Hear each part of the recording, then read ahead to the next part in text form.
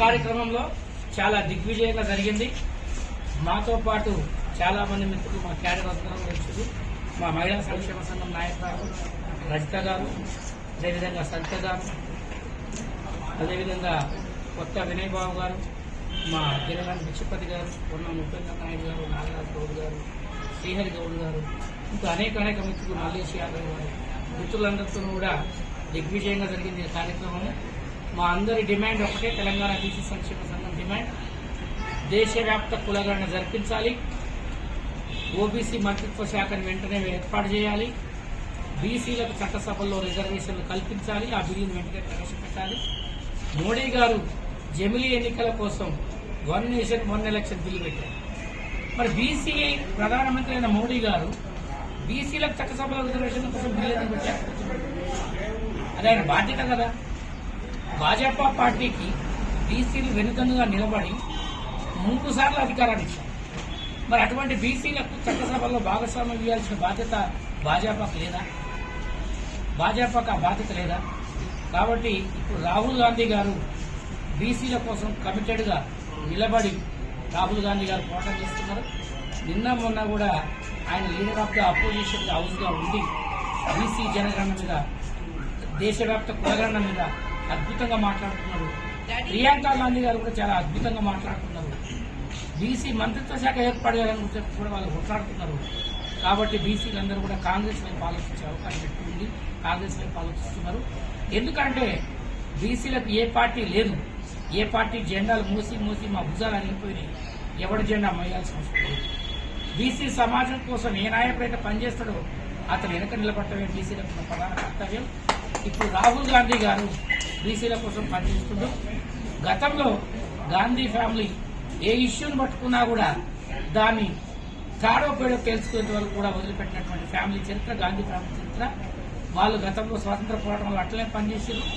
తెలంగాణ రాష్ట్రాన్ని ఇవ్వాలనుకున్నప్పుడు కూడా దేశం మొత్తం వ్యతిరేకించినా కూడా, ఆంధ్రాలో పార్టీ సర్వనాశనం అవుతున్నా కూడా తెలంగాణ రాష్ట్రాన్ని ఇచ్చి తీరేది వాళ్ళు. ఇప్పుడు బీసీల కోసం కూడా దేశవ్యాప్త సమగ్ర కులగణన, బీసీలకు మంత్రాలయము, అన్నిటికీ మించి చట్టసభల్లో బీసీ రిజర్వేషన్లు, స్థానిక సంస్థల్లో రిజర్వేషన్ల కోసం తెలంగాణలో కామారెడ్డి డిక్లరేషన్ ఏర్పాటు చేసిండ్రు. వాటితో పాటు సావిత్రిబాయి పూలే, జ్యోతిరావు పూలేకు మేము భారతరత్న అవార్డు ఇవ్వాలని చెప్పి ఎప్పటి నుంచో కొట్లాడుతున్నాం. బీసీలకు రక్షణ చట్టం, బీసీ అట్రాసిటీ చట్టాన్ని పెట్టాలని కూడా ఎప్పటి నుంచో కొట్లాడుతున్నాం. చూడండి ఈ దేశంలో ఎంత దారుణంగా ఉంటుందంటే, సచిన్ టెండూల్కర్కి ఇంటికి తీసుకుపోయి భారతరత్న ఇచ్చింది, ఎల్కే అద్వానీకి ఇంటికి తీసుకుపోయి భారతరత్న ఇచ్చింది, అటల్ బిహారీ వాజ్పేయికి ఆయన బతికుండగానే చచ్చిపోయిన తర్వాత భారతరత్న ఇచ్చింది. మహాత్మా జ్యోతిబా పూలే ఈ దేశంలో ఉండే సబ్బండ కులాలు, శ్రామిక కులాలు, ఎస్సీ ఎస్టీ బీసీలు చదువుకోవాలని చెప్పి అన్ని స్కూళ్లు పెట్టి అంత పెద్ద యుద్ధం చేసి ప్రపంచానికి ఆదర్శనీయమైనటువంటి సోషల్ రిఫార్మ్గా ఉంటే మాత్రం ఆయనకు ఒక భారతరత్న అవార్డు ఇవ్వడానికి మోదీ ప్రభుత్వానికి వస్తుంది. మాతా సావిత్రిబాయి పూలే మహిళా సమాజాన్ని బయటికి తీసుకొచ్చి వాళ్ళని విద్యావంతులుగా, వాళ్ళని యోగ్యులుగా రాజకీయాలకు రావాలని చెప్పేసి ఆమె ఎంతో కొట్లాడితే ఆమెకు ఈరోజు భారతరత్న ఇచ్చే అవకాశం ఉంది. సావిత్రిబాయి పూలేకు భారతరత్న ఇస్తే భారతదేశంలో ఉన్న మహిళలందరికీ ఇచ్చినట్లు లెక్క. సావిత్రిబాయి పూలేకు ఇచ్చినట్లు కాదు, భారతీయ మహిళా సమాజాన్ని గౌరవించినట్లు లెక్క. ఈ విషయాన్ని బీజేపీ తెలుసుకోవాల్సి ఉంటుంది. మీ పార్టీకి మీరు మీ బీజేపీ నాయకులు తెచ్చుకొని సంకలు కొట్టుకొని సంబరపడితే భారతరత్న అనేది మీ బీజేపీ పార్టీ కోసం పెట్టలేదండి. ఈ దేశంలో ఎవరైతే ఉత్తమ సేవ చేసిరో వాళ్ళ కోసం, ఉత్తములు ఉన్నారో వాళ్ళ కోసం మాత్రమే భారతరత్న ఇచ్చింది. అది సావిత్రిబాయి పూలే, జ్యోతిబా పూలే ఇవ్వాలి. మొన్న కారణం కూడా మా కర్పూరి ఠాగూర్కి ఇచ్చారు, చాలా సంతోషం. అలాంటి వాళ్ళకి ఇవ్వాలి. ఇంకా చాలా మంది కూడా ఉన్నారు. భారతరత్న ఇచ్చే విషయంలో మాత్రం మేము తెలంగాణ భవన్ వేదికగా మేము డిమాండ్ చేస్తున్నాం బీజేపీ పార్టీ. అదేవిధంగా మొన్న గత పార్లమెంట్లో జరిగిన డిస్కషన్లో మహిళా బిల్లును ప్రవేశపెట్టారు. ఆ మహిళా బిల్లులో బీసీ మహిళల వాటా ఎందుకు చెప్పలేదు అమిత్ షా గారు? బీసీ మహిళల గురించి మాట్లాడటానికి మీకు ఎందుకు మనసు రావాలి?